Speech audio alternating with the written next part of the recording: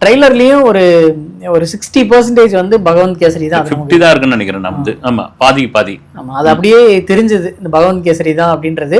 மீதி பாதி ஏதோ புதுசா பண்ணியிருக்கிற மாதிரி இருந்தது. இந்த ட்ரெய்லர்ல கடைசியில இருந்த ட்விஸ்ட் என்னன்னா, அந்த ரோபோட் தான் எதுக்கு அது வந்தது அப்படின்றே நமக்கு தெரியல. இது எந்த மாதிரி சார் பண்ணி வச்சிருக்காங்க? உண்மையில இது வந்து முழுக்க என்னை பொறுத்த வரைக்கும் பார்த்தீங்கன்னா, விஜயோடைய ஒரு அரசியல் பயணத்திற்கான ஒரு முக்கியமான படம்னு நான் திரும்ப சொன்னதுக்கான காரணம் அதுதான்.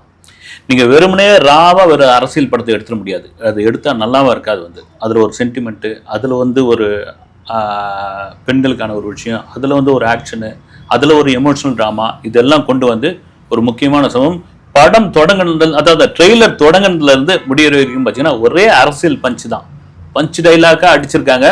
ஒரு முடிவோடு தான் அந்த படத்தை இறங்கி பண்ணியிருக்கான்னு தெரியுது. வந்து நீங்கள் சொன்ன மாதிரி எனக்கு தெரிஞ்ச முதல் பாதி வரைக்கும் ஒரு கதையை கொண்டு போகிறதுன்னு இல்லைங்களா, இது எது மாதிரியான ஒரு கதையாக போயிட்டு இருக்கு, அதன் பிறகு என்னவா மாறப்போகுதுன்னு ஒரு ஓப்பனிங்கே பிரமாதமாக கலைக்கிறாங்க. பொதுவாக வந்து இந்த மாதிரி மாசி ரோக்கல் படத்தில் ஒரு ஓப்பனிங் அடிச்சுன்னு இருக்குவாங்க. எனக்கு பார்த்தீங்கன்னா கேஜிஎஃப்லேருந்து இது ஆரம்பிச்சது. கேஜிஎஃப் ட்ரெய்லர் பார்த்த மாதிரி இருந்தது.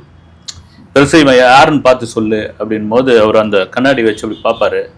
பார்த்துட்ட உடனே தளபதி வெற்றி கொண்டான் அப்படின்ற ஒரு தலைப்பு இருக்கும். இதில் தேட்டரில் எப்படி இருக்கும் பாருங்க, விசில் வந்து இவனை எதுவும் தொட்டில்லையே நீங்கள் அப்படின்ற காட்சி. ஏன்னா சம்பவம் பண்ணுறவொன்னே தான் கேள்விப்பட்டிருப்பீங்க. ஆனால் சம்பவத்தில் ரெக்கார்ட் பண்ண உடனே நீங்கள் பார்த்துக்கணும் ஸ்லேஸ் பண்ணிடுவாப்ல அப்படின்ற இடம் தான் ரைட். இது ஒரு மாஸ் ஹீரோவுக்கான ஒரு விஷயம் தான். ஒரு போலீஸ் ஆஃபீஸராக விஜய் நடிக்கிறாரு. அவருக்குள்ள ஒரு பின்னணியில் ஒரு குழந்தை, ஒரு சென்டிமெண்ட். அதன் பிறகு வந்து ஒரு பாபி தேவலுடைய ஒரு கேரக்டர் ஒன்று ஓப்பன் ஆகுது. ஓப்பன் ஆகுன்னு 30 நாளுக்குள்ள இந்தியாவே காலுக்கு கொண்டு வர மாதிரி ஒரு சம்பவத்தை பண்றேன்னு சொல்லும் பொழுது ஓகே, கதையை வேற மாதிரி மாறுது. வந்து எல்லாரும் ஒரு ஆச்சரியப்படுறாங்க. நாசர்லேருந்து பிரியாமணிலேருந்து அத்தனை பேர் இது பண்றாங்க. சுனில வேற காமிக்கிறாங்க.